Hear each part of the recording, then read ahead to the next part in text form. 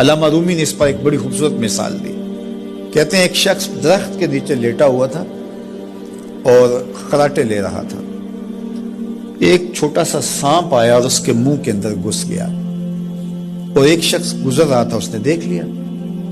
وہ بڑا پریشان ہوا کہ اگر میں نے اس کو بیدار کر کے کہا کہ تیرے اندر سانپ گھس گیا ہے تو یہ خوف سے مر جائے گا, اب کیا کروں؟ تو اس نے ایک چھڑی سے اس کو زور سے مارا. وہ ہڑبڑا کے اٹھا. کیا ہوا؟ اس نے ایک اور چھوڑی.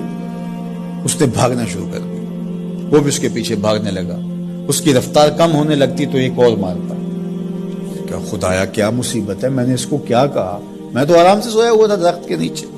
لیکن وہ ایک دم گھبراہٹ کا شکار آگے بھاگتا چلا جاتا ہے. آگے کوئی باغ آ گیا تو اس میں فروٹ لٹک رہا تھا. تو کہا کہ کھاؤ.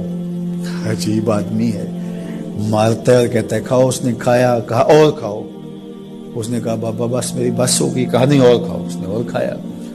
ساتھ جو ہے وہ پانی کا کنواں تھا, کہا یہاں سے پانی پیو. اس نے تھوڑا سا پانی پیا. اس نے زور سے ڈنڈا مارا اور پیو.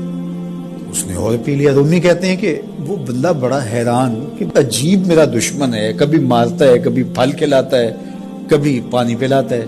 اس نے کہا میرے سے اور نہیں پیا جاتا. اس نے کہا پیتا ہے کہ نہیں, ایک اور چھوڑی.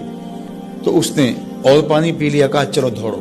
جب بندے نے کچھ کھایا ہو تازہ تازہ اور دوڑے تو پھر جو حالت ہوتی ہے وہ آپ سے مخفی نہیں ہے. تو پھر دوڑنے لگا. تو آگے جب گیا تو کوئی ٹھوکر لگ گئی. پانی پیا تھا بھرپور اور فروٹ کھایا تھا اور پہلے بھی دوڑ بھاگ کے آیا تھا, اب بھی دوڑنا شروع کر دیا اور پیچھے سے جو ہے وہ ہاتھ میں ڈنڈا پکڑا اور وہ رحم کاری نہیں رہا. تھوڑا سا ڈھیلا ہونے لگتا ہے تو زور سے مارتا. دوڑتے ہو کہ نہیں دوڑتے؟ تو ٹھوکر لگی, گرا, ساتھ ہی کہہ آئی اور سانپ نکل کے باہر آ گیا اور وہ لہراتا ہوا جا رہا تھا. اس نے اس کو پکڑ کے سینے سے لگا لیا. کہا میں تیرا دشمن نہیں تھا لیکن تیرا علاج یہی تھا. تو میں نے تجھ کو اتنا مارا ہے, میں تجھ سے معذرت کرتا ہوں. اس نے کہا میں تیرے سے معذرت کرتا ہوں جو مجھے تیرے پہ غصہ آتا رہا, اس لیے کہ تو میرا خیر خواہ تھا. جب حقیقت سامنے آتی ہے تو پھر پتا چلتا ہے کہ کون کسی کا خیر خواہ ہے اور کون کسی کا دشمن ہے. اس لیے خیر خواہی کے جذبے کے ساتھ الدین والنصیحہ, دین ہے ہی خیر خواہی.